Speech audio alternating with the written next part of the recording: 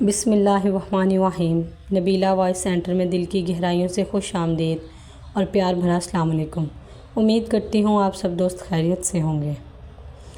یہ کہانی ہے محبت الہی۔ امریکہ میں ایک کلمہ گو مسلمان نوجوان رہتا تھا اور وہ ایک دفتر میں کام کرتا تھا۔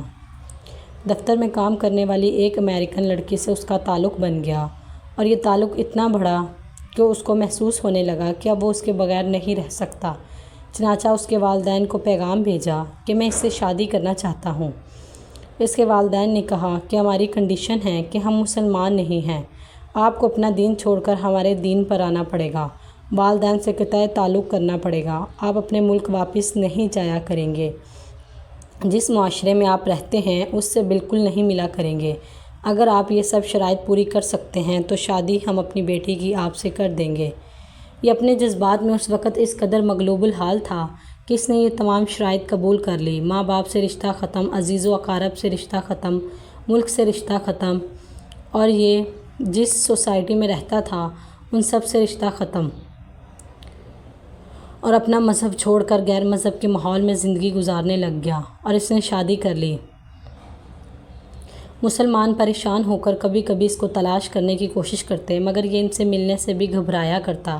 کہیں کسی کو دیکھ لیتا تو دور سے کترا کر نکل جاتا۔ اس کے دل پر مہر لگ گئی ہے۔ کوئی کہتا کہ اب یہ مرتد ہو گیا ہے، کوئی کہتا کہ اس نے جہنم خرید لی، کوئی کہتا اس نے بڑا مہنگا سودا کر لیا۔ ہر ایک کی اپنی اپنی باتیں تھیں۔ اسی حال میں کئی سال گزر گئے، یہاں تک کہ دوست احباب سب کی یادداشت سے یہ باہر نکلنے لگ گیا اور یہ ایسے بھولا بھولا سا لگنے لگ گیا۔ ایک دن امام صاحب نے فجر کی نماز کے لیے جب دروازہ کھولا تو دیکھا کہ یہ نوجوان آیا۔ اس نے وضو کیا اور مسجد میں نماز کی صف میں بیٹھ گیا۔ امام صاحب بڑے حیران ہو گئے، ان کے لیے یہ بالکل عجیب بات تھی۔ نماز سے فارغ ہونے کے بعد سلام کیا، پھر اس کو لے کر اپنے حجرے میں چلے گئے اور محبت اور پیار سے پوچھا، آج بڑی مدت کے بعد آپ کی زیارت نصیب ہوئی۔ اس نے بتایا کہ میں نے ایک لڑکی کی محبت میں اپنا سب کچھ قربان کر دیا تھا، بہت کچھ میں نے اپنا ضائع کر دیا، لیکن جس گھر میں رہتا تھا میرے اس گھر میں اللہ کا قرآن رکھا ہوتا تھا۔ میں جب اس جگہ پر میری نظر پڑتی تو میں اپنے دل میں سوچتا کہ یہ میرے مولا کا کلام ہے، یہ میرے اللہ کا قرآن پاک ہے اور میرے گھر میں موجود ہے۔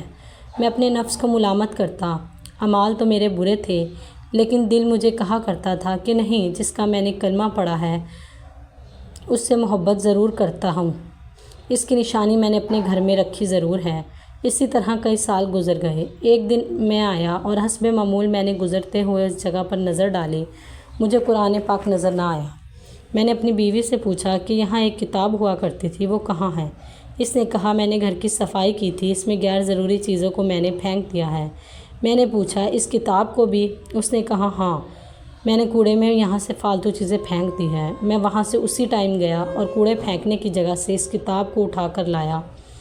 بہت زیادہ اس کتاب کا میں احساس کر رہا تھا۔ اس نے جب دیکھا کہ میں بہت زیادہ احساس کر رہا ہوں تو وہ بھی احساس کرنے لگی کہ آخر وجہ کیا ہے۔ میں نے کہا بس میں اس کتاب کو رکھنا چاہتا ہوں۔ اس لڑکی نے جب دیکھا کہ یہ عربی میں ہے تو اس نے کہا کہ کوئی نہ کوئی اس کا تعلق اسلام سے ہے۔ اس نے کہا دیکھو، یہ اس گھر میں یہ کتاب رہے گی یا پھر میں رہوں گی، تمہیں آج اس میں سے ایک کے بارے میں فیصلہ کرنا ہوگا۔ وہ کہنے لگا جب اس لڑکی نے یہ کہا تو میرے لیے یہ زندگی کا عجیب وقت تھا۔ میں نے اپنے دل سے پوچھا کہ تو نے اپنی خواہشات کی تکمیل کے لیے وہ سب کچھ کر لیا جو تجھے نہیں کرنا چاہیے تھا۔ آج تیرا رشتہ ہمیشہ کے لیے تیرے پروردگار سے ٹوٹ جائے گا۔ اب تو فیصلہ کر لے، اب تو اس لڑکی کے ساتھ رہنا چاہتا ہے یا اس پروردگار کو چاہتا ہے؟ جب میں نے دل میں سوچا تو دل نے یہ آواز دی کہ نہیں، میں اپنے مولا سے کبھی نہیں کٹنا چاہتا۔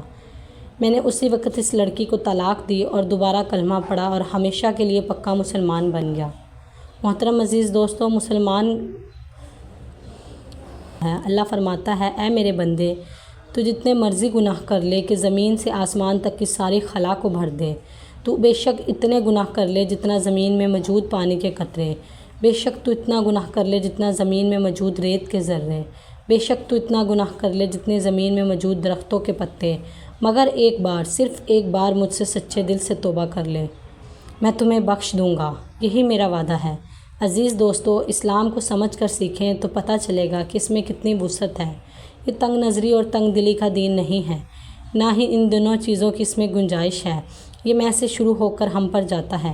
معاشرے تک اسلام آپ سے یہ نہیں کہتا کہ آپ 24 گھنٹے سر پر ٹوپی، ہاتھ میں تسبیح پکڑیں، ہر جگہ مصلی بچھائے بیٹھے رہیں، ہر بات میں اس کے حوالے دیتے رہیں۔ نہیں، یہ تو آپ کی زندگی سے، آپ کی اپنی زندگی سے حوالہ چاہتا ہے۔